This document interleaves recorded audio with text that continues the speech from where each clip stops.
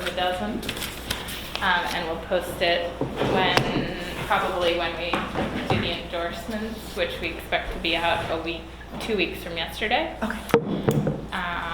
And our endorsement interviews aren't debate style.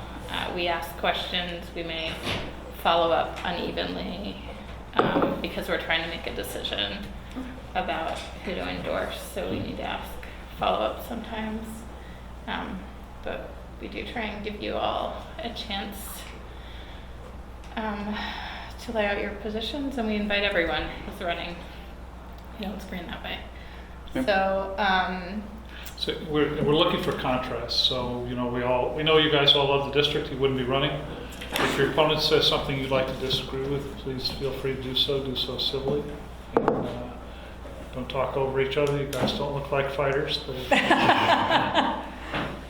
Brian? And who's our videographer? Brian. Hi, Brian. So if we'll just give each of you a chance to introduce yourselves a little bit to the camera, but to us, a quick bio of yourself, maybe when you arrived in Portland, whether you grew up here, and a little bit of a professional bio, if you wouldn't mind, as well as connection to the district. Yeah, are we talking to the camera or talking to you guys? Talk to us. Okay. We can start with you, Scott. Oh, okay. So, hello, I'm Scott Bailey. A little bit about myself. I've lived in Portland all my life. Grant High School, along with my brothers and sisters, my mom, my kids also went through Portland Public Schools in Grant. My wife, Nancy, teaches at Lincoln. My sister teaches at Beverly Cleary. My niece teaches at Alameda, so we're very much a public school family. I work as an economist. Worked over 30 years now as an economist, mostly over in Vancouver for the state of Washington. One of the things I do in my job is I'm a key advisor to 3 different school districts, Vancouver, Evergreen, and Battleground, on career technical education programs. I've been doing that for quite a while. So I bring that knowledge and expertise. They have really robust programs over there. Scott, I don't quite understand why an economist would be advising school districts on CTE. Could you explain that a little more? Yeah, I'm a labor market economist. So part of what my department does is crank out occupational projections, which feed into, wow, what are the right programs do we have? So I did a study of CTE back in, I think it was about 1998 for Clark County, or for the school districts there, and showed them that half of their kids, their CTE kids, were in ag programs, which doesn't quite match up where the economy is going. It was like, wow. And that set off a whole chain of changes then. So I bring that expertise over. When my kids hit Portland Public Schools in the mid-90s, that's when the funding cuts began, year. So I got involved in school funding. And then as I got to know other school activists, we started talking about school quality. And so we started a nonprofit group to focus on improving school quality for all kids in Portland. That's kind of the base that I've worked off of. And what was that group called? Community and Parents for Public Schools, CPPS. So it's still active? Yeah, it's still active, small. Are there other board members that came out of that? Bobby Regan. Okay. And Paul Anthony, actually. It's the first time you run for the board? 8 years ago, I ran against Pam. That's right. So in the last almost 20 years, I've tried to bring constructive change to the system. And yeah, and you're kind of going, yeah, good luck with that. And some of the time it has been good luck with that. Some of the time I push things through and engage the district, and it's rolled out for a couple of years, and then it's kind of like the myth of Sisyphus, you lay your head down for a rest and you wake up and the rock's back at the bottom of the hill again. But some of the things I've worked on have had far-reaching changes. And I think if you look at the last 5-6 years, things that I've done have set off a lot of positive things in motion in terms of really important structural changes that needed to happen in the district. The 2012 bond, my involvement with the Jefferson Critical Friends. I don't know if you know the whole story about, remember the Jefferson cluster mess you did from 2012, 2013. I watched that, got to know people in it. It was probably the worst public process I've ever seen, and that's saying a lot for Portland Public. I stepped in and pulled together parents and teachers from the affected schools and said, hey, if you're going to fight this, we need a counter proposal. So I drafted something, they edited it, made it our own. I ran it past Carol Smith and she kind of went, that makes sense, and 7 of our 11 recommendations got adopted. That in turn led to the revitalization of SACIT, the Superintendent's Advisory Committee on Enrollment and Transfer, that took apart the neighborhood lottery transfer system that had been labeled institutionally racist by a Multnomah County audit back in 2006. That led to DBRAC, which in turn is leading I got to do all the acronyms, the District-Wide Boundary Review Advisory Committee, which has led to the dismantling of K-8s, which have done such a poor job of educating our kids on the east side, particularly low-income kids, kids of color. That's also leading to a review of focus option schools that we've had for years, not quite knowing why we have this portfolio. Is this the right one? Are they in the right place? Because the placement of those really affects boundaries. So it's kicked off a lot of important things. The co-location of dual language immersion with neighborhood programs, which is problematic. So my actions have brought forth a lot of issues that this district has needed to have dealt with for years. They've been festering. Okay, So I feel pretty good about that. Tracy, tell us about yourself. Sure. I was born and raised here in Portland. I grew up in the David Douglas district. I'm the daughter of a retired teacher from Gresham High School who who taught and coached at Gresham for 30 years. My mother was a active PTA member. She also worked at Clackamas High School for some time before we were in school, me and my siblings. And then my entire family went into education, with the exception of me. I had every intention of going into education through school. Went to U of O,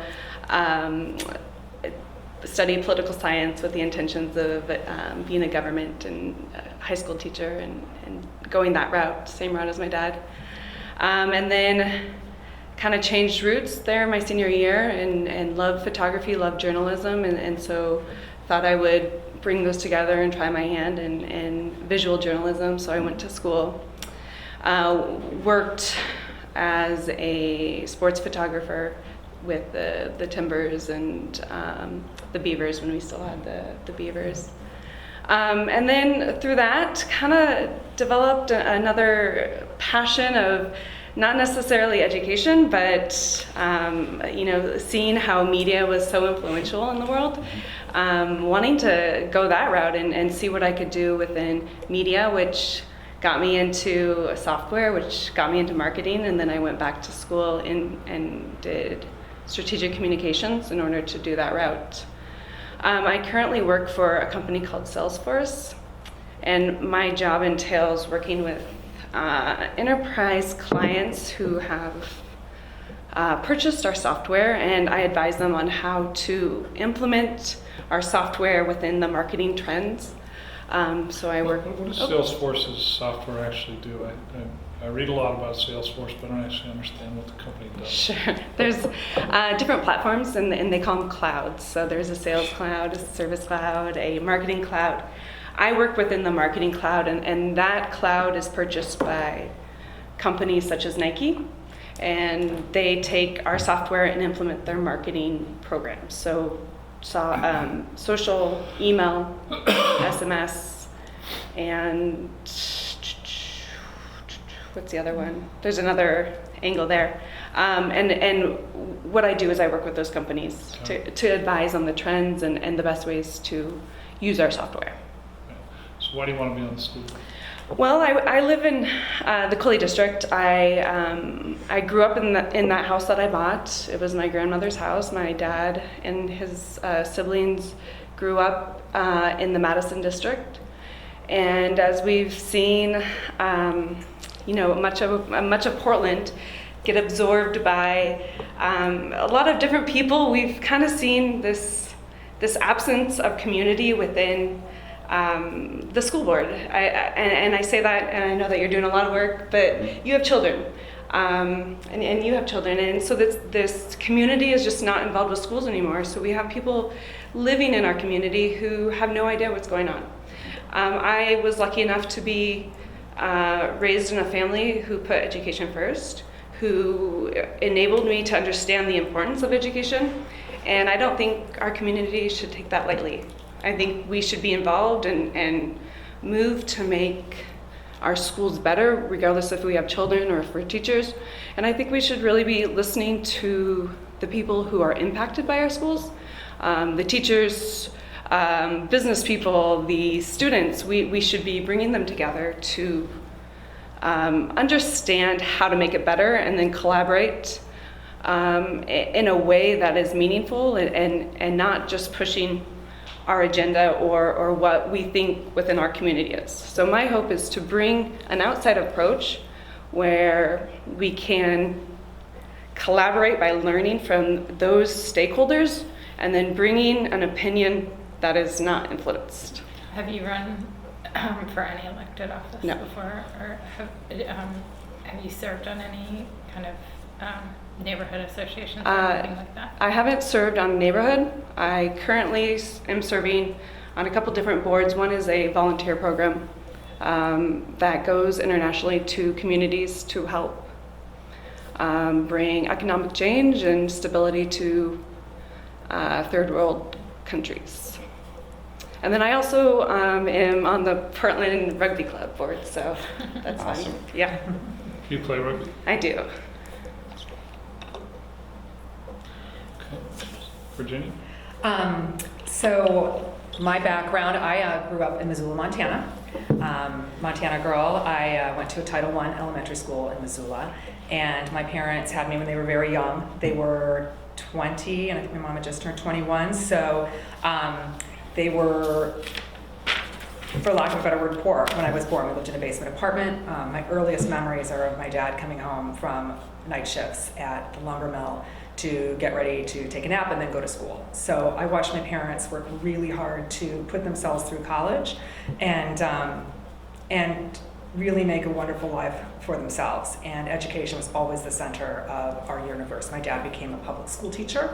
My mom became the associate director of admissions for the University of Montana. So we lived and breathed that 24/7. And that being said, I had access to an excellent education growing up in the public school system. And when I moved to Portland, I found it shocking that the graduation rates were so low. I didn't even understand how it was possible. When did you move? I moved here 11 years ago. After I went to the University of Montana. I have a journalism degree with a minor in history and print journalism. And I actually moved to Chicago. I joke that I spent half my adult life in Chicago and spent the other half here working in the music industry with developing artists like young bands and fans. I'm very passionate about the arts and youth culture, and I worked in that industry, until I was in my mid-30s, and I had to leave when I had my first son, who is now 11, and it's not an industry that's really conducive to having young children, so I made a career change when we moved out here. My husband, who is also from Chicago, we moved out here, again, 11 years ago when my son was born, and we bought a business that we knew nothing about. Ignorance is bliss, and we own a company that actually transports about 1 million pounds of produce a month to food banks around the country. So he's the managing partner of that business, and I work in marketing, I work with creatives, developing retail marketing programs for brands. So the business that moves 1 million pounds of food, Mhm. is it a trucking business essentially? So we're the brokerage, yes. So we specialize in refrigerated trucking. So we match up, our partner is a produce broker, so we match up the access to the produce that might not be fit for sale at your local Fred Meyer, Yeah. and match that up with the food bank and pricing so that it's affordable, really low margin business because of the nature of the beast. But we feel really strongly about it and can sleep well at night. So why are you running for the school? It's kind of like what I said before. I'm very passionate about education, and my son, I have 2 sons. I have a 7-year-old and an 11-year-old, and my 11-year-old was at Alameda for several years. We live right by the school, and during my time at Alameda, I became involved with some of the issues that have kind of boiled to the top of the press lately. Some of the trouble spots with PPS, and one of those was earmarks funds for special services for kids. In particular, it was TAG funds. And I've been advised, don't talk about TAG. I'm like, well, actually, TAG is really important, and because it actually affects every child in the district, and children of color and children in low poverty areas are consistently under-identified for these services. The funds were being returned by individual school principals to the general fund, often without being used, even when parents were asking for the funds to implement programming for those children. Once I found out this was happening in my own school, a friend and I, who is also a writer, had the budget pulled for every single school in the district. You could pull them by school, and we could see that this was happening all across the district. This wasn't a unique situation. How much money, for instance, how much money at Alameda was being returned? $2,500. Over the course of the entire district was about $100,000, and clearly not enough to support a state mandate, and that was very concerning. So we became the TAG liaisons for our school, and I eventually served on the TAG advisory council. So what would a school do with $2,500 that would be meaningful? That's a great question, because that's something I tried to figure out, and I wasn't allowed to use that money for TAG services. I had to create a program that was open to all students, and after it probably took 6 months to a year, it's been a few years, to use some of that money to pay our math specialist to do an after-school coding class that was open to all students. So that was work that I did.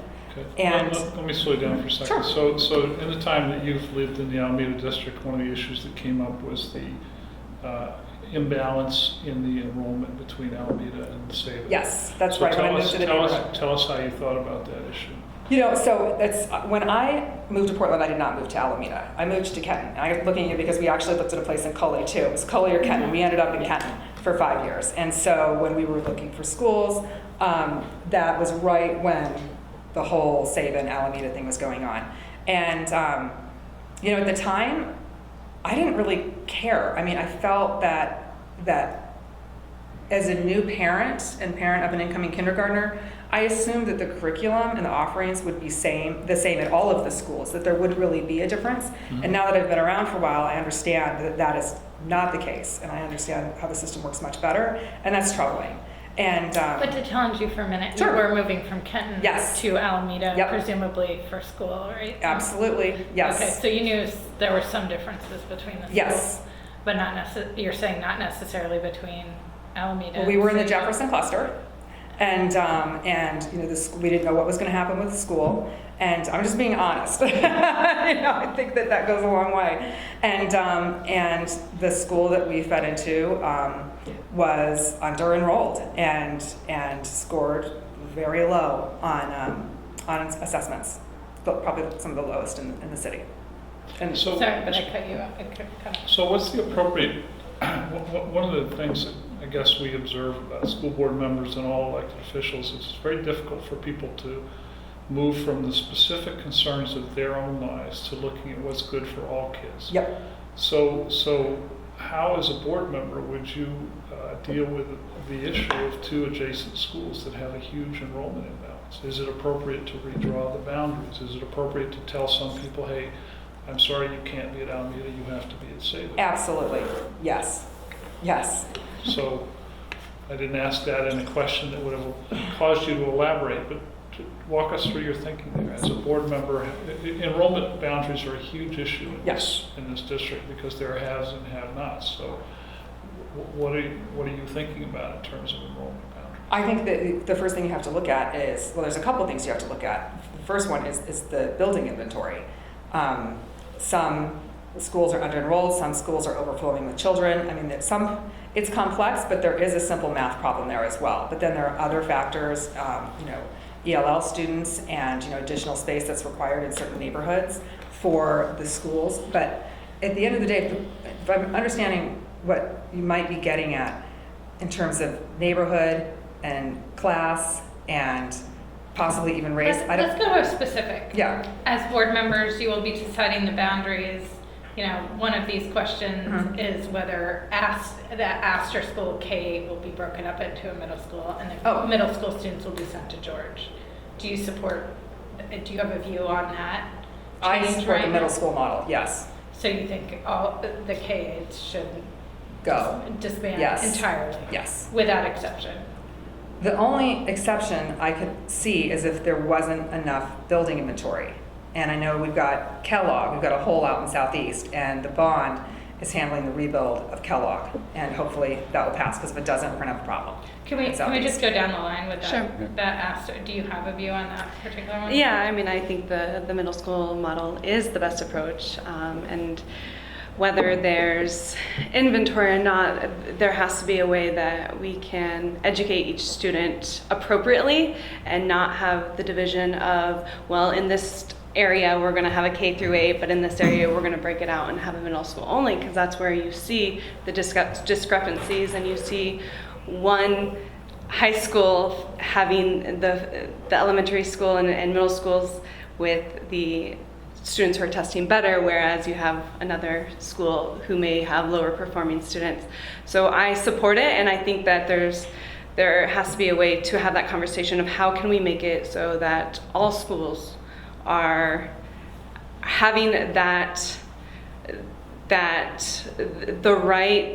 how can we make all high schools have the same level of elementary and middle schools feeding into them, so we're not seeing the discrepancy that we're seeing now. Yes, absolutely, in terms of the Astor George question. And DBRAC, I mean, that's where we came out. I'm on record for that. There's some real challenges in shifting to middle schools completely on the east side. So we know that in North Portland, there's enough kids for 1.5 robust middle schools. And so we might end up with Cesar Chavez continuing to be a K-8. And if we do, we need to load that up with extra resources so that those middle grade kids get the same level of options as you would in middle school. Have you all appeared together before now? We have. We Scott have and I, yes. twice. Yep. Okay. Yeah. Can I just ask what you would say are key differences that you know of offhand from the other candidates? And I will add a subnote that I am somewhat baffled by the lineup of endorsements that you two have gotten, because I often think of the folks that are on your endorsement list as being diametrically opposed, to the extent that there is differences in the political spectrum. It is interesting, isn't it? In Portland, like, you've got board members who don't generally vote together, and you got PAT and Stand for Children. Yeah. So I'd be interested in that as a subsection. So differences with. I'll talk about the endorsements first. Okay. When I ran 8 years ago, both PAT and Stand endorsed me, and they did again. PAT endorsed me in part because I knew most of the people on the interview panel, because I've been in the trenches with them for years on different campaigns or committees or whatever, and they've seen me work. They knew what I stand for. Stand endorsed me despite the fact that I told him I didn't support Measure 98, and I didn't think a dime in this current atmosphere should go towards implementing Measure 98. And yet they endorsed me because they know, because if you take a step back from sort of this is the vehicle, but the end game was CTE programs, and doing things for high school students to help with graduation rate. And they know I will go to bat for that. So, I mean, one of the great things about Portland Public Schools, one of the improvements over the last 2-3 years has been expanding the CTE programs in the high schools besides Benson from, I think there were 7 and now there's 57 or something along those lines. That's been really important. I will fight to keep it there. I will fight to hold the line. They've also added central office staff. So you really need a dedicated staff person on partnerships with industry.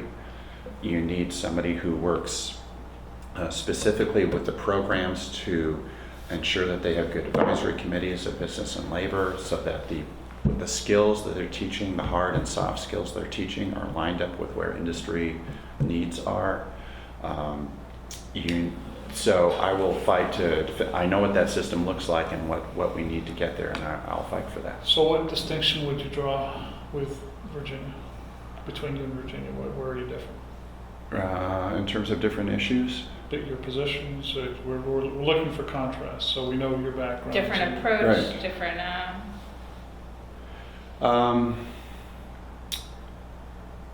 Right off, I haven't been thinking about that. That's not how I've been running my campaign. I'm saying, here's who I am, here's what I've done, here's what I want to do.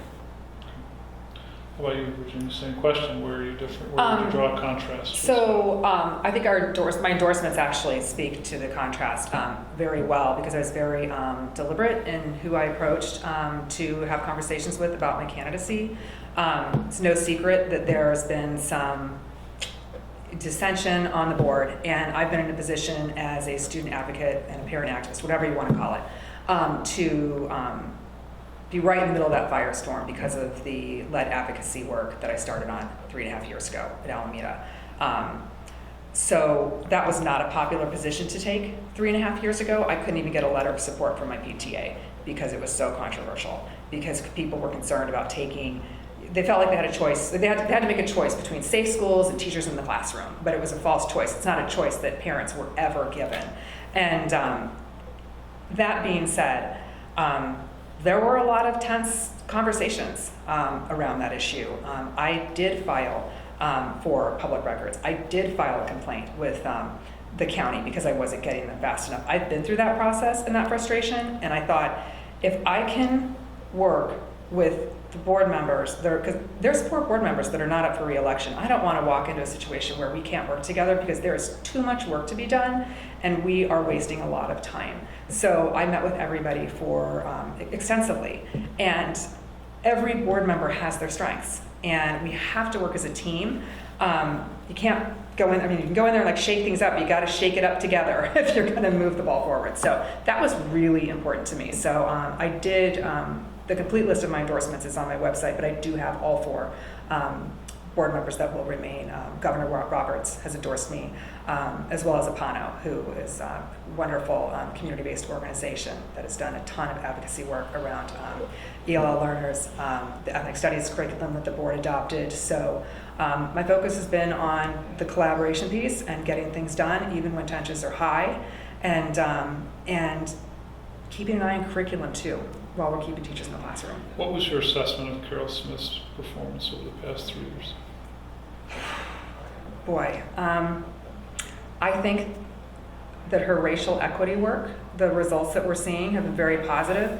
I think it was a 5-year plan that has basically expired. I think as a board moving forward, we need a new 5-year plan. What are we going to focus on? Is it going to be K through 3? K through 3 reading would be my focus in early learning.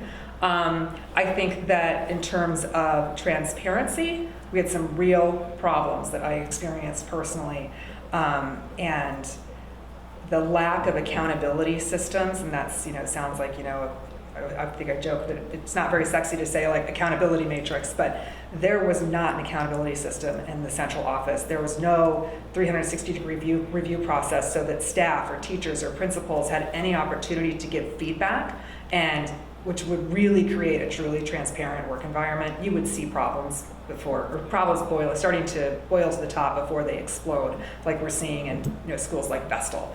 those things can be avoided. So, it's twofold. I think that she definitely had some strengths, and we're seeing some great progress in terms of graduation rates, except for Latino children. That's another story, another problem we need to talk about. Tracy, your assessment, Carol Smith? The one thing that I feel was lacking is the communication and the visibility for the greater community. Obviously, there was a lot of communication within the inner circles of the school district, but as far as looking outward into the community, there wasn't as if she was a political figure that was helping support the city and the community within Portland.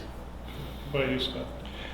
On the positive side, one, raising the equity issue was really important, and you can. A friend of mine who was in Portland Public and is now in another neighboring district is saying, I miss the equity work, even if it was just at the talking level and not quite at the doing level. It put us ahead of a lot of districts that we've at least have broached the issue. Also, our high schools are in much better shape than they were 10, 15 years ago. And high school redesign, even though it wasn't much of a redesign, it did balance. It got us more in balance. Certainly we're not there yet. Madison and Roosevelt are still underpopulated. They don't have quite the breadth, but their course offerings are much, much better than they were 10 or 15 years ago. And part of that was, and I don't know if this was deliberate or accidental, is that at least for a number of years there were strong principals in every high school. And that's just one of the keys. Now, you can't ever say that about our elementary, but we had something cooking there for a while, and that's really helped. On the downside, Carol Smith didn't know how to manage, and she knew that, and that would have been okay, but she never hired somebody else to create those management systems. And that's not new. That's been around ever since I started. Being an activist, and she did nothing to address it. The board's done nothing to address it. So Her hiring of senior managers has been very uneven, and at times she's kept people around that have been, frankly, obstructionist. So you've been watching the board for 2 decades. Yeah. How does the board avoid what appeared to happen with Carol and with prior superintendents, where the board are part-time and Yeah. the information they get comes primarily from staff and almost entirely in some cases from the superintendent? So you have the board that is, this last board election was a referendum on Carol. The people who didn't like Carol won and did nothing. It appears that the board has a tendency to get captured by the superintendent. Regulatory capture, exactly. Yeah, so how do you avoid that? I think you avoid that, and one of the first things I do as a board member is, working with the other board members, is to set up a communication plan for how we're going to hear from the public, because it's hit and miss now. And it would have to vary because some people have more free time than others. But I know some board members don't get out in public at all, frankly. To go to a PTA meeting or a neighborhood business association meeting or something along, or a meeting with teachers or community groups. So one is we have to get out of that building and hear from others without getting in the way of staff doing their jobs. So that would be one thing, and that's one thing I've done as an activist for years now is to go to meetings, to hear from people, to make presentations, lead workshops, whatever, and get that kind of input. So But you're absolutely right. That's a core problem. you've been able to observe districts on both sides of the Columbia. So what do schools in Clark County, school districts in Clark County do better than this district? They're better managed. I mean, that's Vancouver has a strategic plan. Portland doesn't. We have not had I worked on the strategic plan back in 1999, 2000. After the KPMG audit. Yep. Yeah. And we had a couple hundred citizens, teachers, principals put together a really fabulous plan. And gave it to the district. It was all nice, pretty wrapped up with the bow, and they killed it within a year. What was the, do you mind if I ask? No, okay. What was the main reason for them not moving forward with your plan? Or the plan, I should say. The board never bought into it, and that was not exactly the most functional board in the world at the time. The senior staff did not understand it. I sat in with meetings with them and made presentations and tried to help them, and it took them months to understand some of the basic concepts we were talking about. Who was we? We. Partly it was community and parents for public schools, because a number of us, we had at least one person, I think, on every team. Mm-hmm. But it was also, I tried to work with my fellow team members to go out. I was making presentations to schools. I mean, they didn't have a rollout plan to go out to schools. I would go to site councils and make presentations, say, here's what the plan is. To bring that in, and here's how we want things to change. So you say that the districts in Washington are better managed. How much of that is a function of the board, and how much of is it a function of them having better executives? I think it's better executives. But isn't that a board function? The board hires the superintendent. Can I ask what the strategic plan entails in the Clark County? Do you know? I've been to one or two meetings, but I haven't, sat down and looked at the whole thing. My primary interface has been through my job through career technical education, and seeing how that's rolled out and seeing how that's valued. Do they have access, and do they publish it on their website, or Yeah, have? I'm sure. Yeah. I'm sure it's up there. Yeah. But they also have, kind of regular updates. Hey, we're in year 2. Here's where we are with our milestones. So you wrote this plan, and the board was dysfunctional and didn't adopt it, and didn't understand it. That's your perspective. They adopted sort of the top level values, mission, vision, but we had a ton of recommendations. So one of our recommendations had to do with some of what you talked about, how we evaluate principals, and opted for a 360-degree evaluation of principals. And that just got flat turned down by the management then, by Carol Smith, by Vicki Phillips. That's something I've been pushing for. I think this really speaks to, I don't know if I can jump in here too, the contrast between Scott and I, because I have been very effective with every piece of PPS that I have touched. I am very driven and focused on getting results. The lead paint example is an excellent example. I brought that issue up 3.5 years ago. It's been covered by every media outlet, and I didn't have the luxury of a committee to work with. With all due respect, there are still lead problems this summer. You know what I mean? Yeah, And I'm sorry, that's ludicrous, and that's an insult. No, I understand. I don't mean to. What's an insult? That you are effective and I'm not. Well, I mean, there's a just bond with let my that work go. on it, and all of the paint. I mean, you can ask the board how much of that is due to my work, because it is. That's an insult that you would say that. And that was very personal for me to have to deal with that every day. I did not say that you were not effective. Come on now. You said that I was insulting you, and I wasn't. Anyway. So Virginia, continue. Yes. I'd like just continue your point. Sure. So yes, there was lead left. One parent trying to accomplish that much work. I have 1,317 emails. I'm not sure if I could have worked any harder on that issue, and I was effective.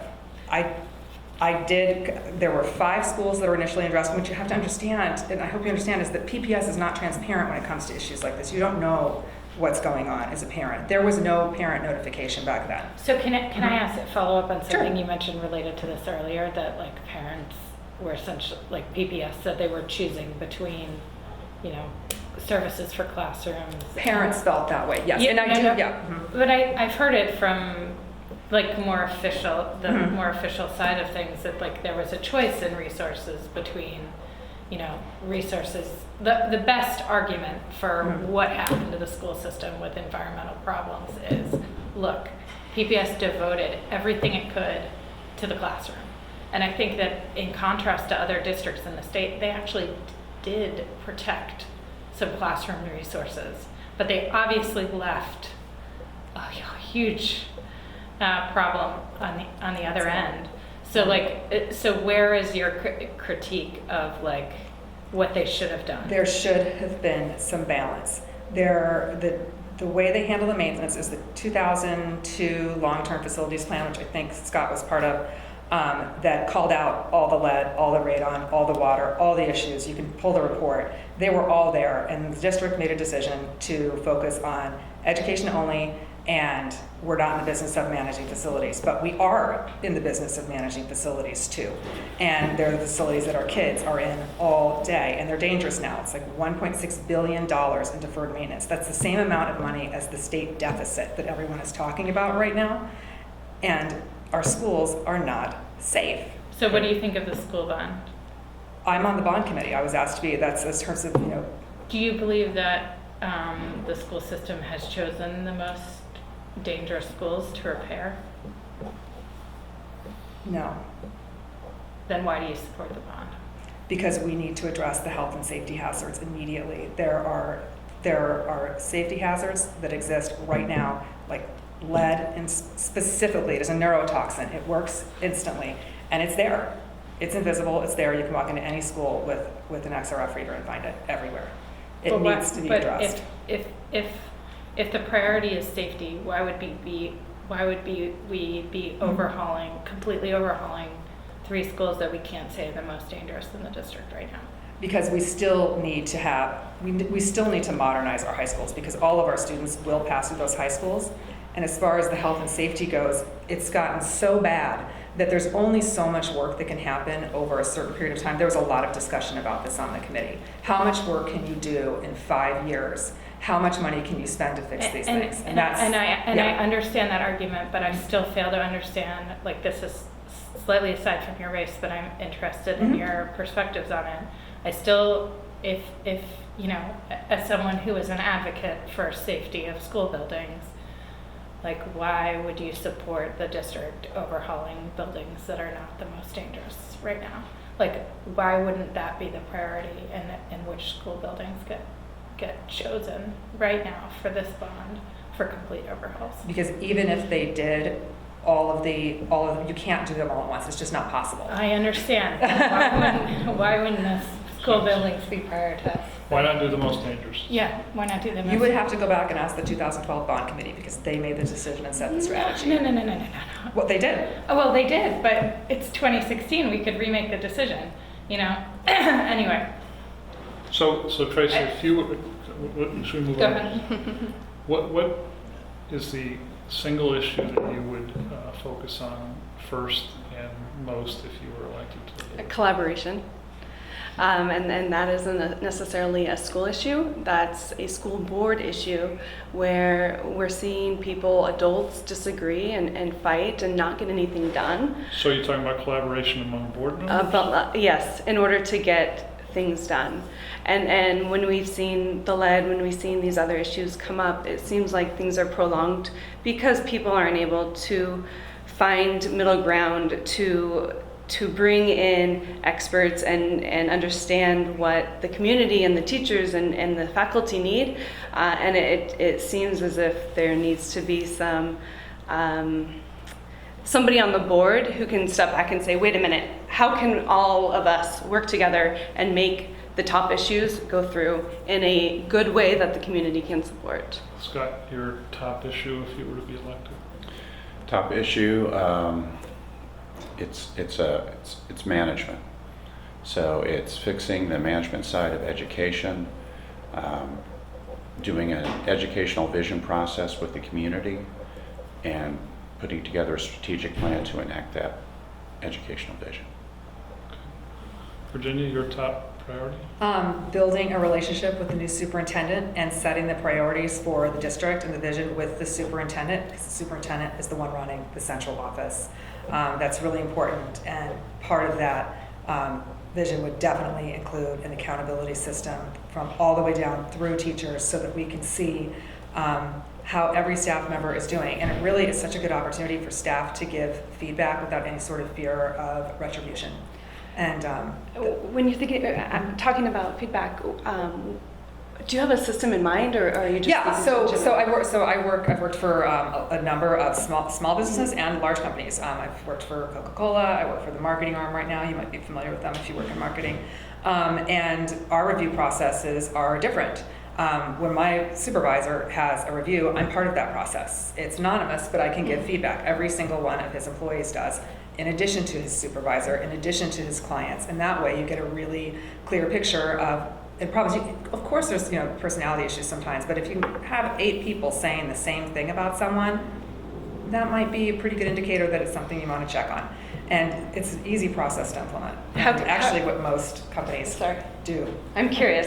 How would you go about, and not your system, but in a system of this type, how would you go about avoiding, and not avoiding, but getting information from those people who are not as loud as the most? How would you avoid getting information, or would you get it? How would you get the information and avoid having all the most active? My God, that is such a good question. I mean, can I answer that? Yeah, that is a problem at the school level. Right. You're right, because whether you like it or not, when you're at a school, the parents have their own culture too. Right. Yeah, and that's frustrating as a parent. And I thought about that today because I had a parent at Vestal, which has been in the news lately. There's been a lot going on over there. One of the parents who was involved in the petition, and she sent me a complaint that she just filed today. And it's for this exact reason, because there are 2 split factions of parents who are not on the same page with the school leadership, and it's creating problems. There's 45 families that have left the school now. Wow. That's what the complaint. That's a lot for a school that has, I think, starting right now, less than 400 students, and because they are unhappy with what's going on in that school. And part of her frustration was exactly what she feels like that 45 students this year, this school year? That's what the complaint says. I haven't checked. It was just emailed to me right before I walked over here. So yes. And then we had the exodus of teachers as well. So that's problematic. But her frustration was exactly what you're talking about. I'm not being heard because I'm not, not the loudest one in the room. I'm not the loudest one in the room, and I'm not hanging out with the right people and whatever. And so I thought a lot about that today. And I think that sort of feedback in any company is really easy to give anonymously. There should be parent input, and I don't mean parent input going through parents to get through the district. I mean parent input going to the district individually. That means yes. And if we have to create a position in the central office to manage that as part of HR, I think that's an excellent idea. Or software. Or software, right? Yeah, because that software exists. Yeah. Okay, let me redirect this just for a second here. I may be wrong, but in some ways your background and Paul Anthony's background are similar. You're both numbers guys, longtime parent activists. So I'd like each of you to tell us what unique quality or skill that is not presently on the board that you would bring to the board. Virginia, we'll start with you. Well, that's a good question. I haven't had that question yet. Unique quality or skill, I think. That's not currently on. That's not currently on the board. Or is leaving. I'll make it slightly easier. Okay. I think that's a really almost impossible question to answer, because I think that if you look at it as a board, everyone has some of those qualities. Like, there's some very honest board members. There's board members that are very passionate about the arts. There's board members like Paul who are, zero-based budgeting, which I'm a huge supporter of. So in terms of what's missing, with 7 people, I think it would be hard to find something that's actually missing as a bucket. In terms of what my strength would be, I do feel very strongly about building consensus and, in collecting input. I really value working as a team. And if you're on the losing side of an argument, it is time to move on. We have too much to do as a district, too much to get done. I'm not one, here's the difference, I am not one to hold a grudge. I'm very much a person who can get over it and move on. And okay. Scott, what unique skill or characteristic do you bring? Vision.